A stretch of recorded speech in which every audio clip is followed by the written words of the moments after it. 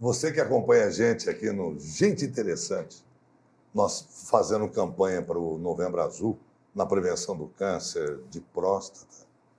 E, evidentemente, junto nós alertamos sobre o problema da diabetes no homem, principalmente a diabetes masculina, que ela produz uma série de devastação, de problemas de falta de vascularização, insensibilidade, e junto com isso a impotência. Então, nós acreditando que teríamos muito mais perguntas sobre câncer e diabetes, para nossa alegria, tivemos muitas perguntas sobre a impotência masculina. E para isso nós convidamos o especialista médico, Dr. Giovanni Furtado Souza, para falar a respeito dessa coisa que gera tanta dúvida, a impotência masculina. Gente Interessante, está começando. Hoje nós temos um convidado especial que gentilmente aceitou nosso convite outra vez para voltar no Gente Interessante, para falarmos a respeito de impotência. Evidentemente, existe impotência masculina e feminina, mas nós vamos falar eminentemente sobre a impotência masculina. E para isso eu quero já agradecer mais uma vez, doutor Giovanni, estar aqui conosco. Olá, Elias. É muito bom sempre estar aqui com você, com todos os teus telespectadores do Gente Interessante, poder um pouquinho falar de saúde. De saúde. Doutor Giovanni, ele tem um vasto currículo, ele é responsável pela disciplina de urologia da Faculdade de Medicina de Catanduva, ele é especialista pela Paulista de Medicina, com passagem por Detroit University, tem uma vasta história e ele vai nos ajudar a esclarecer algumas dúvidas. Primeiro, o tabu, né, doutor Giovanni, que eu vou chamar a partir de agora Giovanni.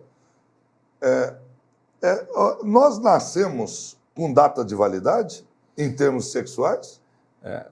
Nascer com data de validade, não. Mas, assim, essas expectativas de vida que a gente vê, cada vez mais a população brasileira, por exemplo, com 73 anos hoje, isso é para aquelas pessoas que estão nascendo agora, que podem incrementar, cuidar da tua saúde para que chegue com certa idade em boas condições de vida.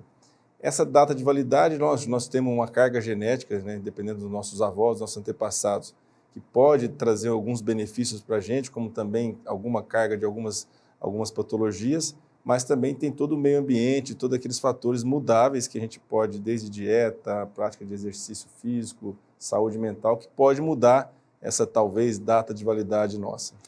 No caso, a impotência, ela existe tanto a tão discutida impotência masculina, mas também existe a impotência feminina. Ela é pouco conhecida. Qual a diferença das duas? A disfunção erétil ou a impotência masculina é algo que vem sendo estudado desde a época dos egípcios antigos, né, muito tempo. E a partir de 98, 96, que foi entendido completamente como se dá o mecanismo da desejo sexual até que aconteça a ereção peniana, ou seja, o pênis ficar ereto. Isso teve uma mudança total de tratamento, de entendimento da disfunção erétil masculina. Na mulher, ainda não se tem esse entendimento total. A gente sabe que vários fatores podem influenciar no libido, no desejo sexual das mulheres, mas como que acontece, como de fato dá o orgasmo, como que está o período excitatório da mulher, existem muitos estudos tentando desvendar isso, mas não tem totalmente esse caminho, quais as substâncias, quais os hormônios estão totalmente envolvidos. E no caso, a disfunção erétil, ela se manifesta de uma única maneira, a impotência, ou ela tem vários tipos de impotência? Tem alguns estudos, desses de 98 mesmo, que foi feito nos Estados Unidos e foi no mundo todo, mostrando a incidência de impotência. Desculpa só falar isso primeiro.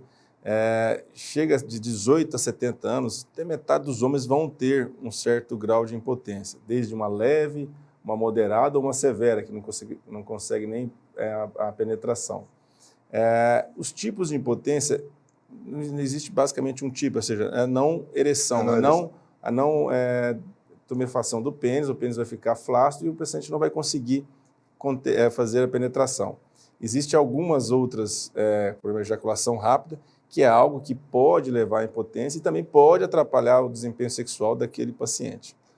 Um homem pode prevenir a incidência dessa impotência futura? Com certeza, Elias. Assim, desde os hábitos de vida saudáveis, evitar excesso de bebida alcoólica, uma alimentação rica em verduras, tudo isso funciona como antioxidantes naturais e, com isso, a incidência menos de impotência. Além disso, existem algumas outras coisas. Por exemplo, a ejaculação rápida pode ser um precursor de uma impotência sexual no futuro. Então, um paciente tratar a sua ejaculação rápida logo quando ela aparecer, isso vai trazer também um benefício para ele. Bom, não só levar uma vida saudável, você está falando de ejaculação precoce. A ejaculação precoce, ela aparece porque ela pode ter influência devastadora até no próprio casamento, na relação de marido e mulher, que também deve adquirir maturidade. Eu até acredito que quem tem ejaculação precoce deve ser tratado o casal e não somente o homem. Ou eu estou enganado? Existe o fator próprio masculino, é um fator psicogênico da ejaculação rápida, mas outros fatores podem influenciar na incidência da ejaculação precoce, desde a ansiedade, as preocupações do dia a dia, esse modo de vida corrida nosso de hoje em dia, poucas horas de sono, estresse familiar, estresse no trabalho, tudo isso pode desencadear no homem que ele ejacule mais rápido durante a relação sexual, trazendo um transtorno para a esposa, que também muitas vezes não reclama muito disso, mas ela vive um sofrimento solitário, porque ela não consiga atingir também teu clímax, teu orgasmo. Isso vai desgastando a vida do casal, e é uma bola de neve que vai trazer repercussões muito sérias para aquele casal, tanto no âmbito familiar, como no âmbito do trabalho desse paciente também. Giovanni, nós falamos muito em novembro, na campanha Novembro Azul, a respeito do diabetes, que é os efeitos que ele pode produzir, levando à impotência masculina. Outras enfermidades podem levar à impotência também? Com certeza. Ou predispõem a outras? A diabetes, como foi discutido aqui no teu programa, ela é uma doença que vai causar um aumento da aterosclerose vascular, ou seja, os vasos vão se enrijecer e vão levar menos sangue naquela região. No pênis vai acontecer o quê? Vai acontecer a impotência sexual. Desculpa, só... A pergunta se outras enfermidades também levam à impotência. Por exemplo, o hipotireoidismo pode levar a uma disfunção erétil, o hipertireoidismo também pode levar a uma disfunção erétil, depressão... As cardiopatias levam? As cardiopatias, elas vão ao lado da disfunção erétil, por o mesmo motivo. A gênese da cardiopatia, por exemplo, são muito parecidas. Da aterosclerose, que vai dar um infarto no coração, vai dar uma doença coronariana, pode levar a uma disfunção erétil também, porque o pênis como eu digo para os pacientes, né, a gente tem que tratar a diabetes no início, porque ela vai levar à insuficiência renal, o paciente que tem um órgão, uma irrigação terminal, que é o rim, leva a uma disfunção desse órgão, insuficiência renal. No cérebro, para levar um ataque isquêmico por conta de doença aterosclerótica. No coração, um infarto, e no pênis, uma disfunção erétil. Então, é uma doença sistêmica, ela é uma luz que, com certeza, está falando que tem mais alguma coisa errada no teu organismo. A hipertensão? A hipertensão também. A hipertensão junto com a diabetes, pior que hipertensão, diabetes, obesidade. Uma bomba relógio. Uma bomba relógio, né, com a síndrome metabólica, também vai levar ao aumento da aterosclerose, diminuição de chegar sangue no pênis, uma disfunção erétil também. Então, essas são todas causas, e na consulta a gente tem que estar abordando isso, encaminhando esse paciente para o especialista de cada uma dessas áreas, seja o endócrino, o cardiologista, para poder tratar conjuntamente. Antes da gente aprofundar esse assunto a respeito de fármacos, algumas coisas, do tratamento especificamente, eu queria explorar um pouquinho mais a ejaculação precoce, que atinge tantos jovens, atinge uma enormidade de jovens, e eles passam a ter insegurança na relação de qualquer natureza, relação homem-mulher, mulher, homem-homem. Essa ejaculação precoce, ela é predisposta por alguma enfermidade também? Ou ela vai levar a alguma enfermidade? Qual é a relação que eu posso ter disso? A ejaculação rápida, precoce, ela é um sintoma de uma disfunção assim, neurogênica, psicogênica. A base da disfunção da ejaculação rápida é totalmente psicogênica.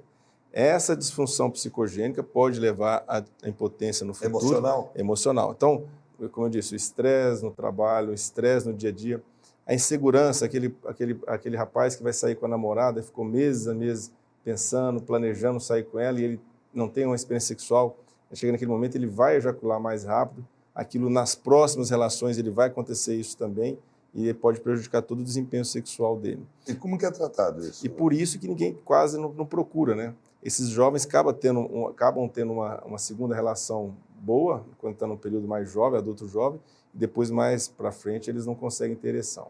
O tratamento da ejaculação rápida pode ser de duas formas, com alguns fármacos, algumas medicações, que são das classes dos antidepressivos, tem alguns antidepressivos que podem fazer retardar essa ejaculação no homem, e também a terapia sexual, uma terapia voltada para a parte sexual, não é uma terapia familiar, na terapia do trabalho, na terapia a terapeuta, o especialista vai poder trazer para aquele paciente o entendimento de como ele deve dar o relaxamento, de como ele deve dar o entendimento todo do objeto de desejo dele, do ato, e isso no ato sexual ocorrer de forma natural. Você falava em off para mim, das câmeras, que a ejaculação precoce, futuramente, ele é um candidato à impotência. Qual é a relação?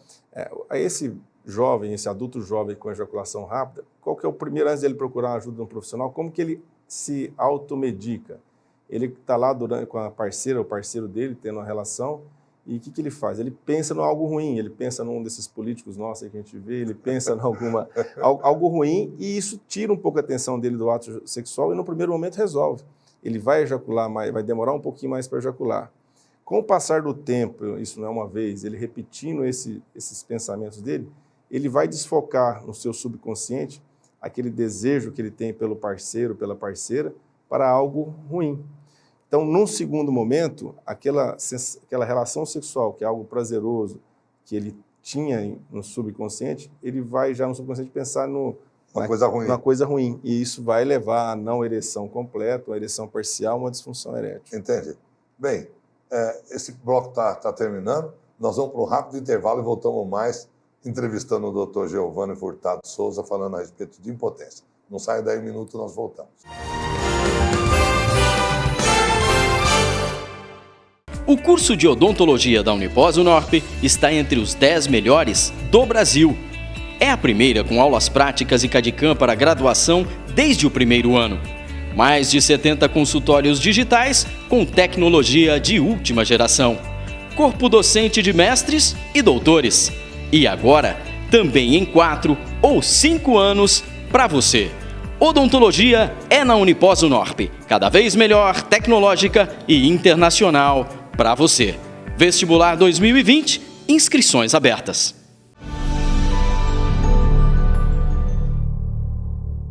Olá, estamos de volta. Hoje, gente interessante está entrevistando um especialista, o médico urologista, Dr. Geovânio Furtado Souza. E, especialmente, ele veio falar sobre a impotência.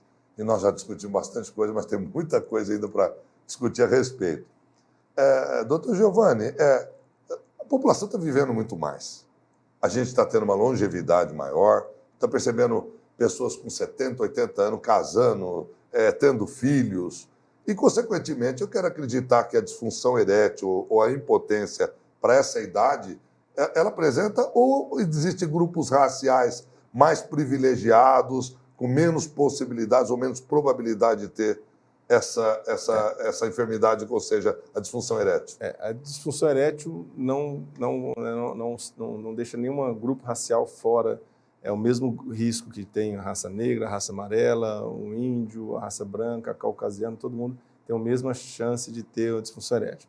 Ela é mais incidente, lógico, nos grupos mais idosos, a partir dos 60 anos, ela tem uma incidência muito maior, 70, 80, chegando a quase 70% das pessoas tendo um grau de disfunção erétil. É importante a gente falar isso, porque existe graus de disfunção erétil. Então, tem desde aquele paciente que tem uma ereção parcial, ele consegue ter penetração, mas o pênis amolece, perde a ereção durante a relação e ele não consegue atingir o orgasmo. E até aquele que todo mundo imagina, que é o pênis não conseguir nenhuma ereção, que é uma forma mais grave, que é a total falência, que ele não vai ter ereção alguma. Então, assim, ela tem uma ereção pode ser leve, moderada ou grave. Isso é bom a gente ter entendimento para procurar uma ajuda já no início. Né? E quais são os tratamentos que tem? Existe tratamento para esses 3 graus? Lógico que existe. Assim, dependendo da quão avançado está a disfunção erétil, vai ser o tratamento. Nós não falamos no começo, mas existe também aqueles pacientes que têm uma disfunção erétil por causa hormonal. Então, esse paciente vai ter um quadro clínico junto, ou seja, uma queda do libido. Vai ser mais fácil de tratar, pelo que eu estou entendendo. Isso. Ele vai ter um quadro clínico mais característico, vai ter uma diminuição do libido, diminuição da pelificação dos pelos nas pernas. É aquele camarada que vai querer ficar só no controle remoto em casa, não tem vontade de sair para pescar com os amigos, ir no bar, ir nos parentes. Isso caracteriza, junto com o exame laboratorial, uma deficiência hormonal que, se reposta, também vai melhorar a ereção dele. Os outros pacientes, tratar das outras causas, diabetes, hipertensão, as outras comorbidades que podem atrapalhar a ereção, se ainda assim permanecerem com disfunção erétil, pode ser tratado com as medicações via orais, que foram descobertas em 98, até que trouxe um prêmio Nobel para quem descobriu o sal, lá da sildenafila, que descobriu todo esse mecanismo. Então, tem algumas drogas. A primeira descoberta foi o sildenafila, né, que é o popular Viagra, vou falar o nome comercial de todos, né? Tem o tadalafila, que é o Cialis, e o vardanafila, que é o Levitra. Essas são as drogas que a gente tem para tratar a disfunção erétil. Cada uma delas tem algumas diferenças, algumas particularidades, não existe uma melhor, outra pior do que a outra, mas cada uma, dependendo do teu médico, do teu quadro clínico, ele vai associar uma com ótimos índices de resposta. Até 98 não se tinha nada. Todas as medicações que tinham para tratar a disfunção erétil era quase que efeito placebo, quase o efeito mais psicológico, não resolvia muita coisa. Hoje a gente já tem algumas medicações que ajudam bastante. E a automedicação, que muita gente... Porque é um tabu. Eu não sei, parece que a gente conversa com os amigos, eles resistem em falar que são impotentes. Não, eu sou maior. Tá? Para um tabu, eu acho que é bobo, porque ele pode buscar ajuda e saber que, acima de tudo, tem tratamento. Então, essa automedicação ou falta da medicação pode levar a alguns outros danos? Lógico, né? Porque é muito comum a pessoa sofrer sozinho, né? Isso com o Novembro Azul, apesar de ser da próstata, trouxe um pouco a mais também a discussão da parte sexual masculina também. Isso tem melhorado, mas muitas vezes a gente vê o paciente, os amigos da gente, vai num canto para poder falar nisso, como se fosse um tabu, algo escondido. Certo. E ele tem que trazer, porque se a gente fizer o diagnóstico correto, vai ser mais fácil de tratarmos. Essa automedicação, que ele pode usar uma dessas drogas de forma incorreta, usar alguma dessas drogas com algum tipo de medicações, que é os nitratos do coração, que é uma contraindicação formal, pode levar a uma hipotensão, um choque cardiogênico nesse paciente e levar ele a óbito. Pode acontecer então, isso. Então, o cardiopata não pode tomar esse medicamento? Pode. O cardiopata pode tomar, o hipertenso pode tomar. Não se pode tomar nenhuma dessas drogas com uso concomitante de nitratos. Nitratos são aqueles medicamentos que fazem vasodilatação coronariana. Quem toma, sabe, o cardiologista com certeza já falou para vocês, não é remédio para pressão, é remédio para dilatação, que é o Isordil, um nome comercial, monocordil, Sustrate. E por que eles competem? Porque esse medicamento dá uma vasodilatação, que é o normal dele. E as drogas para ereção também vai provocar uma vasodilatação. Entendi. Então o efeito vai ser sinérgico, somatório, a pessoa vai chocar, a pressão vai a zero. É muito comum, quando a gente inicia um tratamento com esses medicamentos, a gente ficar com o rosto um pouco vermelho, o nariz entupido, e a pessoa ficar um pouco nervosa, que achar que está tendo um problema do coração. É tranquilo isso. É porque há uma vasodilatação também no rosto, o nariz entope também por uma vasodilatação. Isso acontece somente nas primeiras vezes que estiver usando a medicação e é muito seguro. Agora, com aqueles outros medicações dos nitratos, não se deve fazer nunca uso concomitante. Tá. Existe também, quando tudo falhou, quando já esses tratamentos foram tentados, não lograram, em virtude, às vezes, até da própria diabetes, estado muito avançado. Primeira coisa que eu quero te perguntar, duas respostas à mesma pergunta. Quanto mais cedo detectado o distúrbio erétil, melhor ou tanto faz? Não, quanto mais cedo, melhor. Por quê? Quanto mais tempo a gente ficar com o pênis inativo, vai ocorrer uma fibrose. E aí eu tenho agora já um processo de disfunção erétil severa ou moderada. Eu não trato. Aquilo, aos poucos, vai levando uma certa fibrose do corpo cavernoso, que é o tecido que promove a ereção. Quando eu for tratar mais lá na frente, talvez não tenha a resposta adequada com as medicações. Eu tenho que pular de tratamento. E aí, no caso, sobram-se as próteses. Isso. Que é um milagre para muita gente. A prótese, né? Tem eletrônica, tem de variedade. Me fala um pouco de prótese peniana. Isso também teve muito desenvolvimento nos últimos anos. Tem basicamente, assim, são dois tipos. São as semirrígidas e as infláveis. As semirrígidas são umas hastes com silicone, com um material metálico no interior delas, que são colocadas, são duas, né, no corpo peniano, dentro do pênis. Isso vai promover uma ereção. Elas ficam o tempo todo com o pênis ereto. Lógico, o paciente vai dobrar o pênis para um lado, então ele vai poder ficar socialmente normal, com short, com calça, não vai ficar algo nada desconfortável. Não dá para usar sunga numa praia, fica um pouco desconfortável. E as infláveis? As infláveis são mais assim fisiológicas, são mais esteticamente melhores, porque você pode, às vezes, se um médico não urologista examinar o paciente, talvez ele nem perceba que o paciente tem uma prótese inflável.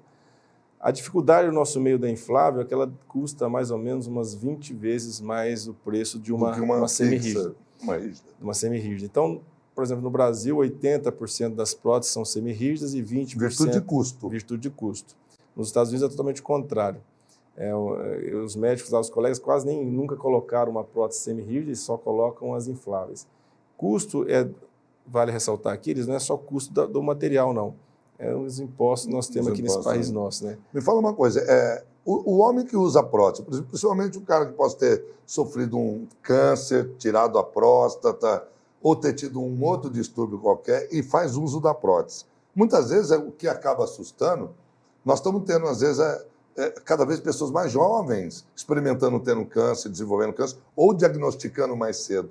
O cara que usa prótese, ele pode ter filho, ele ejacula normal, ele tem prazer, ou é só uma coisa que... A prótese vai trazer nada mais do que o pênis ficar duro. Então, por exemplo, se um paciente jovem foi submetido a um trauma, um acidente automobilístico, e ele tenha ficado com disfunção erétil, e ele tem ainda a vesícula seminal, a espermatogênese, a função de produzir espermatozoide normal, ele vai poder ter filho. Porque ele vai ejacular, vai emitir o esperma normalmente, não tem problema algum. Aquele paciente que teve um câncer de próstata, que tirou a próstata, por exemplo, tira a vesícula, então esse não pode ter mais filho, mas ele tem todas as outras funções normais. Me fala uma coisa, então agora o homem pode sonhar ter o pênis do tamanho que ele quiser? Outra boa pergunta também. Não, isso os pacientes perguntam no consultório, doutor, eu era um tamanho PP, agora eu quero um LLX, né? Não, XXL. É o mesmo tamanho. Durante a cirurgia, a gente vai usar alguns medidores lá para saber qual que é o tamanho da prótese adequada para aquele paciente. Então, a gente fica com várias próteses e essa medição é feita não externamente. O corpo cavernoso nosso vai até lá quase junto à bexiga, então esse tamanho tem que ser o tamanho correto. Se eu colocar uma prótese maior, em alguns meses ela pode sair pela ponta. Se eu colocar uma prótese menor, o pênis vai cair, né, e vai ficar a ponta como se fosse o efeito Concorde. Você vê que coisa boa? Eu tenho um amigo que uma vez falou para mim, nossa, Elias, eu estou tão depressivo, porque eu fui no médico e ele me deu 2 remédios. Ele falou, cara, dá graças a Deus que tem remédio. E para a disfunção tem remédio. Para o câncer, hoje tem remédio diagnosticado mais cedo. E eu vou pedir para encerrar esse programa maravilhoso, que a gente está com vontade de fazer mais perguntas, mas o nosso tempo está chegando ao fim, do doutor Giovanni orientar a nossa população, quem nos assiste, quais são os primeiros cuidados ele deve ter assim que ele perceber qualquer distúrbio, qualquer coisa, na sintomatologia de que o sexo para ele não está indo bem. Qual é o procedimento, além de procurar um médico, como ele procura um urologista, qual é a conduta, o que ele deve observar que isso não está andando bem? Então, aquele paciente tem uma relação sexual e ele ejaculou rápido uma vez, isso pode acontecer com qualquer um de nós, não necessariamente a primeira vez tem que procurar uma ajuda médica, mas recorrente, a segunda, a terceira vez, ele deve procurar. Vale ressaltar também, a ejaculação rápida não tem um tempo X, depende de que tempo do casal, ou seja, se o casal estiver bem, a esposa, o parceiro estiver conseguindo atingir o orgasmo num tempo adequado, que não existe um cronômetro para a gente falar isso, esse paciente está bem, não há necessidade de tratamento. Se não, ele deve procurar um urologista, se tiver ejaculação rápida, ou até um terapeuta sexual, no sentido de fazer alguma terapia sexual. Da ereção, aquele paciente falhar uma vez, também é normal, um dia de estresse, trabalho, mas ele começa a ter uma ereção parcial, a ereção começa a assumir, perder a ereção durante a relação, não atingir o orgasmo. Esse é um sinal de que ele tem que procurar um urologista, que pode ser uma doença do pênis, uma doença ereção, ou pode ser uma doença até outra dessas que nós falamos atrás de tudo isso. Então é o momento ideal dele procurar um colega urologista. Eu tinha uma definição, até brincando, para tornar mais suave, de que a gente fica velho, a gente é jovem quando o trabalho dá prazer, né? E a gente fica velho quando o prazer dá trabalho. Mas eu quero agradecer mais uma vez a gentileza do doutor Giovanni Furtado Souza ter vindo nos esclarecer. Quero agradecer muito mais uma vez a sua entrevista. Que é isso. Obrigado, Elisa, e estamos sempre à disposição aqui de você e dos teus telespectadores. Ele já é nosso consultor. E agradecer a você também por estar sempre nos acompanhando, gente interessante. Espero te encontrar num próximo programa e não deixe de mandar suas ideias, como vocês mandaram seus questionamentos a respeito da impotência masculina e nós conseguimos tirar uma entrevista muito bonita para você. Muito obrigado a sua presença, sua atenção e até a próxima.